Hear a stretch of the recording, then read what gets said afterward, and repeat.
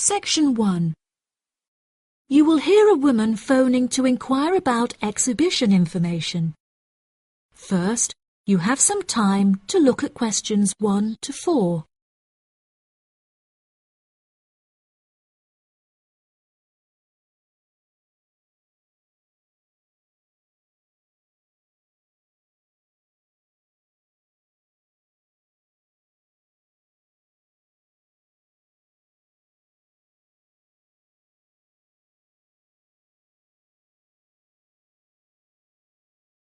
You will see that there is an example that has been done for you.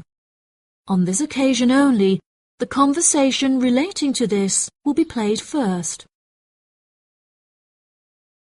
Good morning. You're through to the events coordinator at the Birmingham City Council. How may I help you? Hello there. My husband and I are interested in purchasing tickets to the automobile exhibition, but I couldn't find many details about it on your website, and I was wondering whether you could provide me with some more information. Does it open in June? The purpose of calling is to purchase tickets, so purchasing has been written in the space. Now we shall begin. You should answer the questions as you listen, because you will not hear the recording a second time. Listen carefully and answer questions 1 to 4. Good morning. You're through to the events coordinator at the Birmingham City Council. How may I help you? Hello there. My husband and I are interested in purchasing tickets to the automobile exhibition, but I couldn't find many details about it on your website, and I was wondering whether you could provide me with some more information. Does it open in June?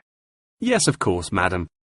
The exhibition will take place during July and will showcase the history of automobiles from the very first commercial car in the late 1800s all the way through to the present day. Is the exhibition open for the duration of July? No, madam. The exhibition will last 3 days, from the 1st of July to the 3rd of July, and then the cars will be taken to another exhibition. Okay. Does the exhibition focus on a certain manufacturer? No. It will showcase a wide range of manufacturers. Wonderful. I'm ever so fed up of going to these shows and only seeing one manufacturer. Are there any opportunities to sit in or even drive the cars? There will be many opportunities for you to sit in the cars. However, some of the cars will only be available to observe. We are yet to be told whether any of the antique cars will be available to drive. However, there will certainly be an opportunity to test driving some of the more modern cars on a purpose-built track. That sounds like great fun. I mustn't forget to bring my camera, or my husband will never forgive me. I'm afraid to say that cameras are actually strictly not allowed to bring into the exhibition. There will, however, be a section where a professional photographer will be available to take photos of you sitting in a car in period clothing. Well, that sounds like it could be fun, but I assume the photos won't be free. On the contrary, one free photograph is included within every ticket, but each photo after this will cost £5. Before you hear the rest of the conversation, you have some time to look at questions 5 to 10.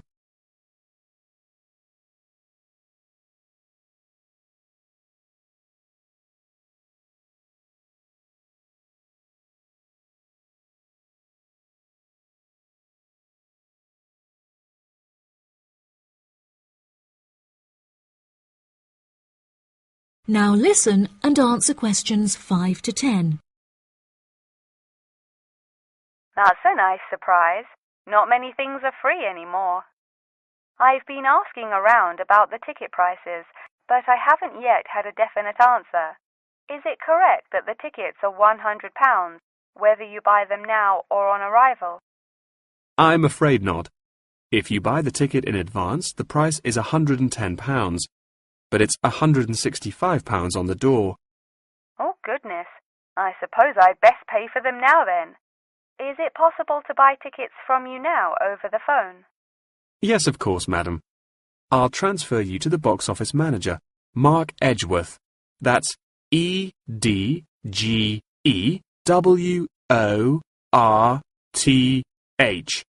and he will probably need to take your credit card details and some personal details. Yes, that's fine. Before you transfer me, I just need to ask a few more questions. Will the exhibition be held in the Birmingham Exhibition Centre? I think that's where I went last time. No, madam. The Birmingham Exhibition Centre is currently undergoing some renovations, so this year all exhibitions will be held in the Summer Palace. Summer Palace? I'm not entirely sure where that is. Well, it's not too far from City Centre. Once you're in the centre, you should be able to find signs for the palace. If not, most people in Birmingham will be able to direct you. Neither my husband nor I am particularly good with directions. Is there anywhere I can find this information on the internet? Our website will give you an address. Perhaps you could visit www.directions.com for more detailed information, and they should be able to provide you with step-by-step instructions. Okay. And is this the best way to contact you, by phone? I think the most convenient way to contact us is inquiring online, which is much simpler than having to dial various different numbers to reach the right person. Unless you have any more questions, I'll transfer you now. No, that's great. Thank you for your help. That is the end of section 1. You now have half a minute to check your answers.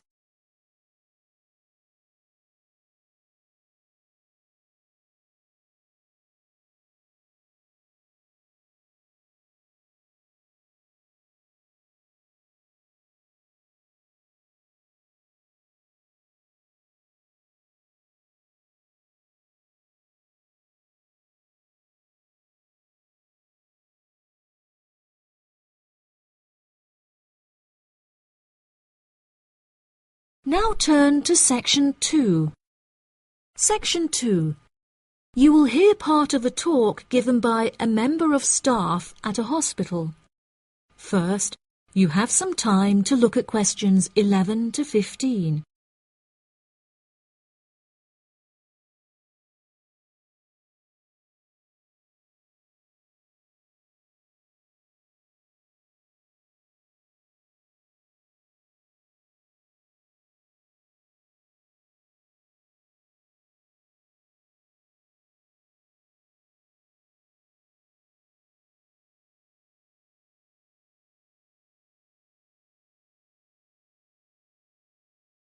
Now listen carefully and answer questions 11 to 15.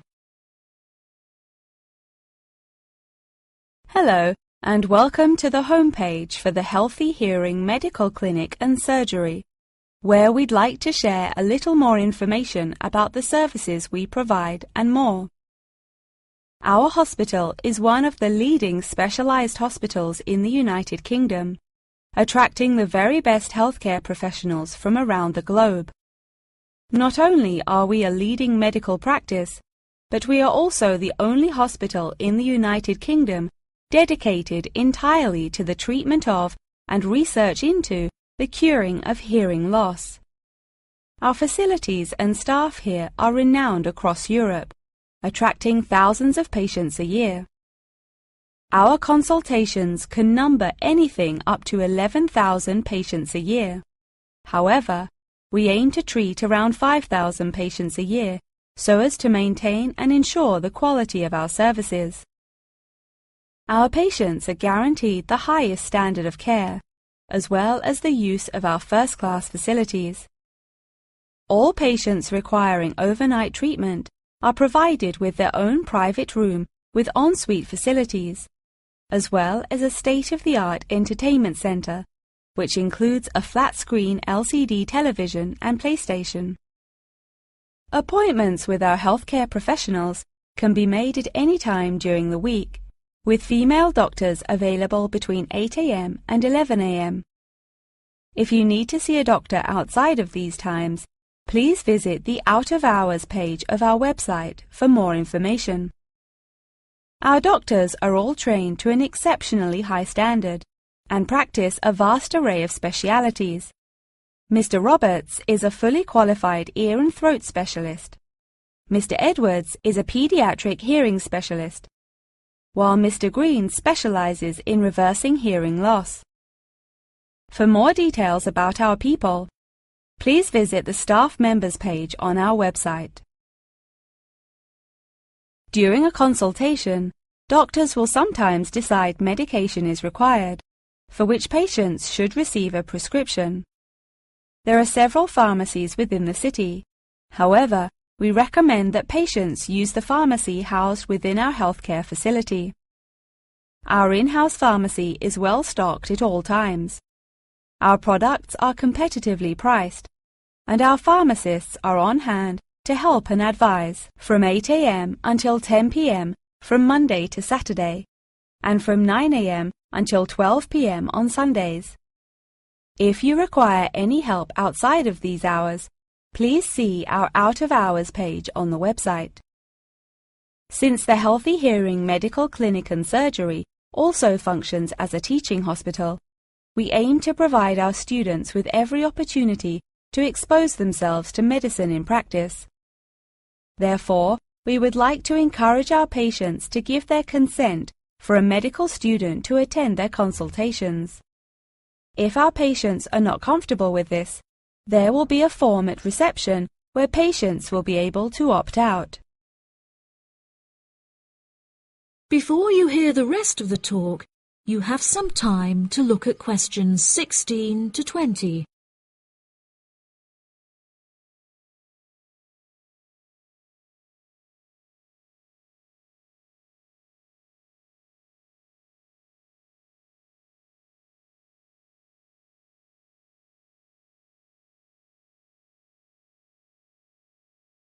Now listen and answer questions 16 to 20. Now, please look at the map I've given you of the Healthy Hearing Medical Clinic and Surgery. For those not familiar with our practice, reception can be found through the main door at the end of the corridor. If your consultation is booked with Mr. Green, you need to go through the main door and turn right by the nurse's desk, and his office is at the end of the corridor on your left-hand side. If you need to alter any of your personal details, please visit our secretary at the Office for Medical Records, which you will find next to the therapy room. If you're awaiting surgery, please first check in with reception before taking the first door on the right after you enter the clinic. Finally, in the event that you feel disappointed with any of the services we have provided, or have any further questions, please locate our manager's office, which can be found near the Office for Medical Records and between two closets. If you have any more questions about the Healthy Hearing Medical Clinic and Surgery, please do not hesitate to contact us on 01 256 111 111. That is the end of section 2. You now have half a minute to check your answers.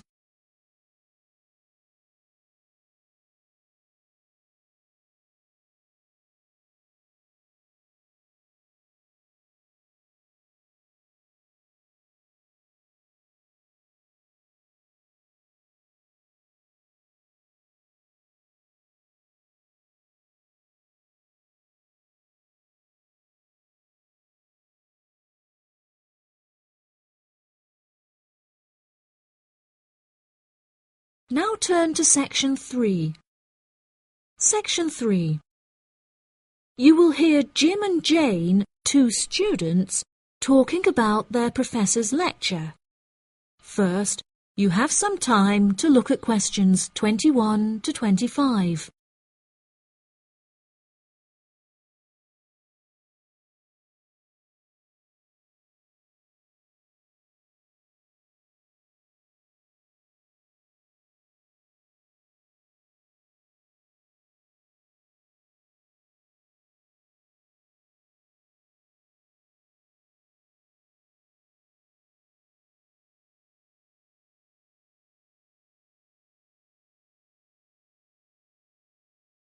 Now listen carefully and answer questions 21 to 25.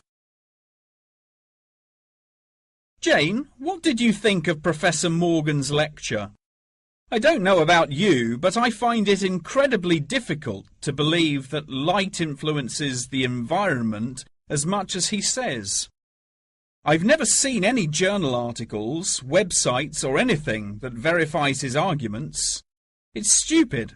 On the contrary, I've seen a great deal of research supporting his argument from a wide range of renowned scientists.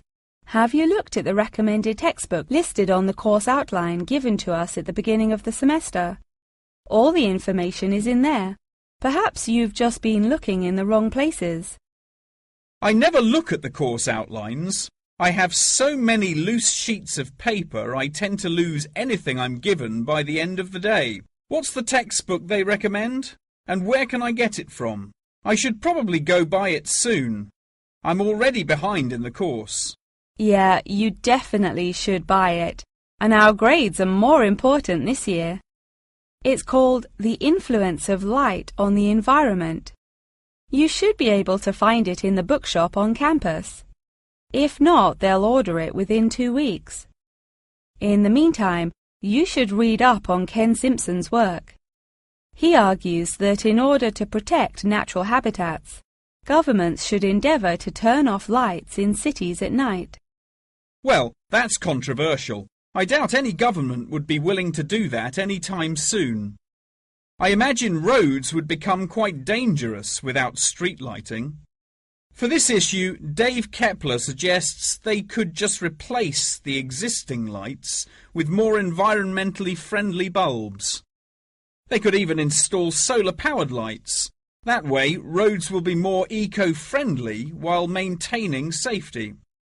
Although I guess they wouldn't be particularly effective in colder countries, especially during the winter. That's quite a good idea, actually. The price of solar power is supposed to be on par with electricity within the next few decades, and it was on the news this morning. I've also heard that, according to Sharon Gray, in countries with more sunlight, insect-eating animals tend to be smaller in size. Since there are fewer insects, and the remaining insects produced a smaller number of eggs. Yeah, I think I read somewhere that sunlight also has a negative effect on the quality of water, but I'm not sure I believe it. In many hot countries, particularly developing countries, there is a lot of water pollution caused by factories rather than sunlight. Nevertheless, Maria Jackson says that in direct sunlight, the surface of the water becomes more translucent. Therefore, it affects the amount of sunlight that aquatic insects can absorb. Not much research has been undertaken to prove Jackson's theory, but it seems to have been widely accepted anyway. I've never heard of that. I'll have to look it up on Google. The only other theory I've studied is Barbara Swallow's study on how declined insect population adversely affects the frog population. Not that I'm complaining. I hate insects, especially spiders. You have arachnophobia? I never would have guessed. Didn't your brother have a pet black widow spider? Yes, he did, and I hated it. It escaped from its cage once, and we never found it. I had nightmares for months.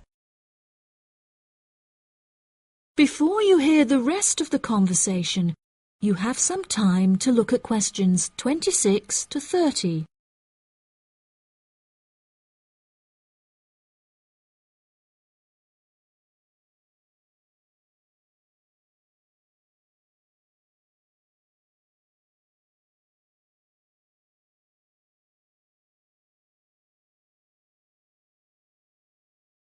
Now listen and answer questions 26 to 30. Okay, now I'm getting goosebumps. Let's change the subject. What's your stance on natural and artificial light? Honestly, I'm not sure it makes much difference which one you use. Species will die out either way. I think the real argument we should consider is global warming and protection or replacement of finite fuels. Solar power provides us with an incredible opportunity to replace electricity, and governments should definitely increase spending on research in this field. The theories discussed in our lectures, like Simpson's and Gray's, are so vague and lack proof, so I don't understand why we even study them. I see what you mean. I don't like learning unsupported theories for exams, and I'd rather spend my time learning something else. For example, I'd be much more interested in studying the animals in safari parks than researching migratory birds, particularly the effect of tourists on the quality of life of animals. As we know, every year thousands of visitors will drive in their own vehicles or ride in vehicles provided by the facility to observe freely roaming animals. Yeah, that would be really interesting. Especially those animals living in more tropical countries like Borneo. Following on from that, I want to study how bringing animals over from foreign countries to put in our zoos affects their life expectancy. For example, do you remember when China sent pandas to Edinburgh Zoo? Apparently, one of the pandas became depressed, but it was never explained why. To me, obviously, you can't take an animal out of its natural habitat and put it in a cage on the other side of the world. It just doesn't work. That is the end of section 3. You now have half a minute to check your answers.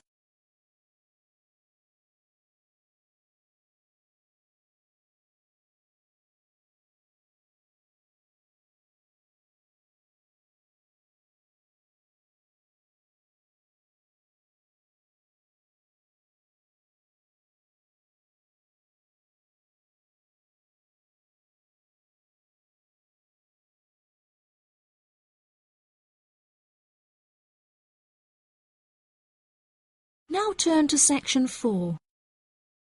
Section 4. You will hear a talk on the history of football in Great Britain in the 19th century. First, you have some time to look at questions 31 to 40.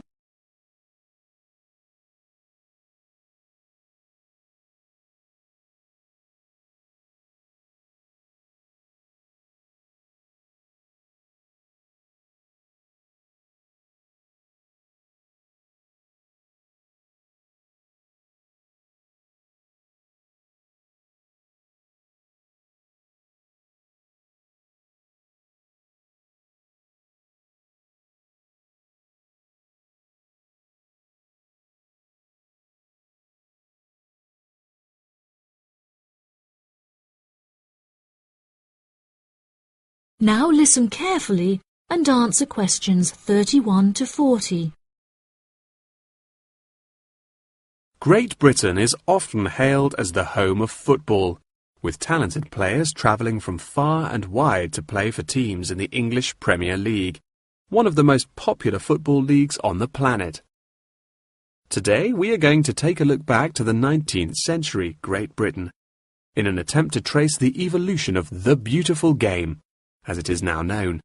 Prior to the 19th century, the game featured a wide variety of local and regional adaptations, which were later smartened up and made more uniform to create our modern-day sports of association football, rugby football, and Ireland's Gaelic football. Even up to the mid-19th century, Shrovetide football, or mob football, was still widely practiced. According to the rules of mob football, there were no rules.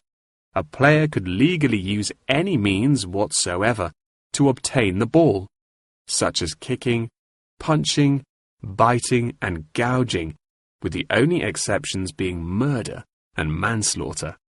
These games may be regarded as the ancestors of modern codes of football, and by comparison with later models of football, they were chaotic and had few cooperation.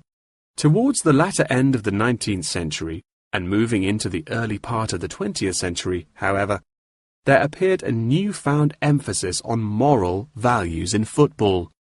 Perhaps a more modern example of this can be seen in John Terry's suspension as England captain, following reports of his infidelity to his wife. Furthermore, as mob football died away, there grew a greater concern for players' health and general well-being, with many clubs affording their top players access to frequent medical checkups and treatment. Despite the presence of Great Britain's unique state-funded National Health Service, football clubs are still seen today providing team members with state-of-the-art healthcare facilities, with the top clubs even housing their own specialist doctors and physicians.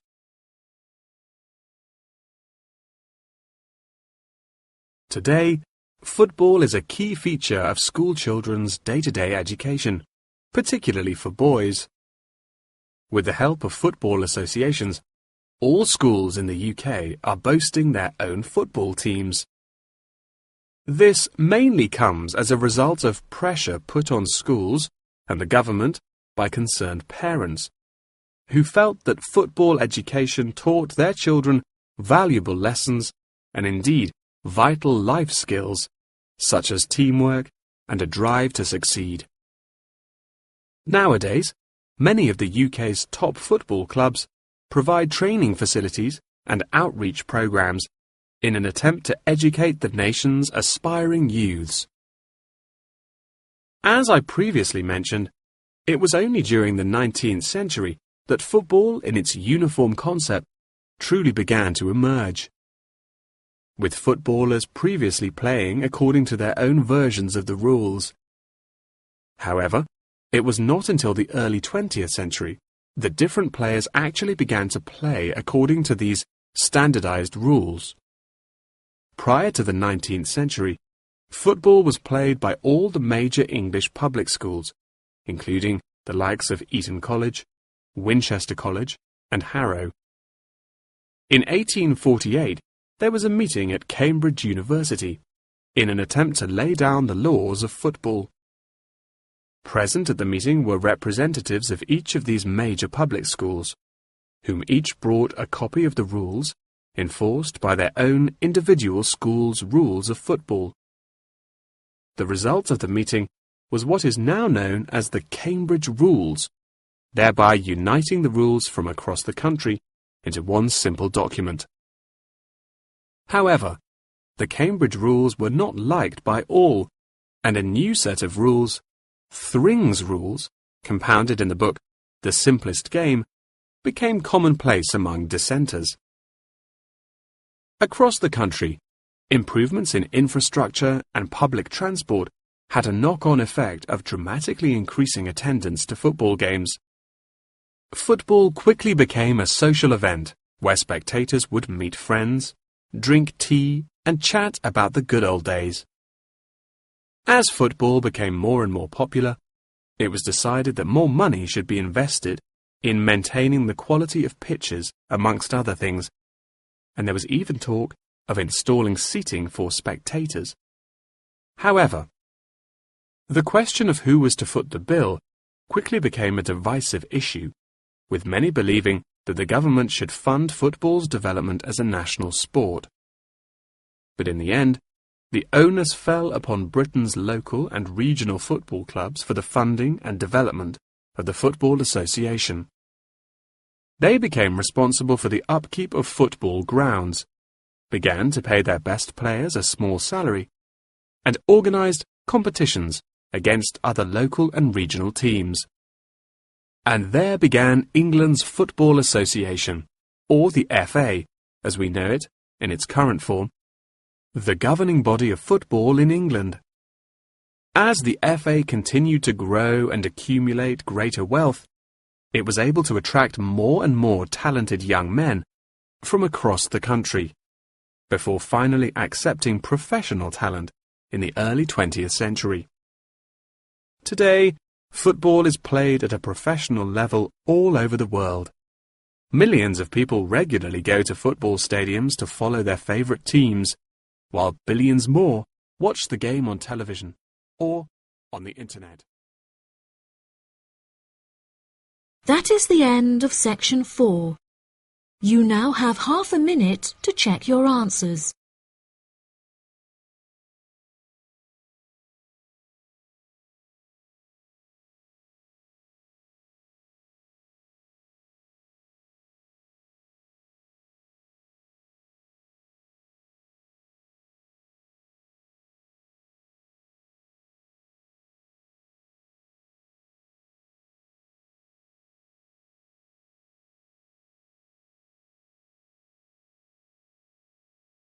That is the end of the listening test.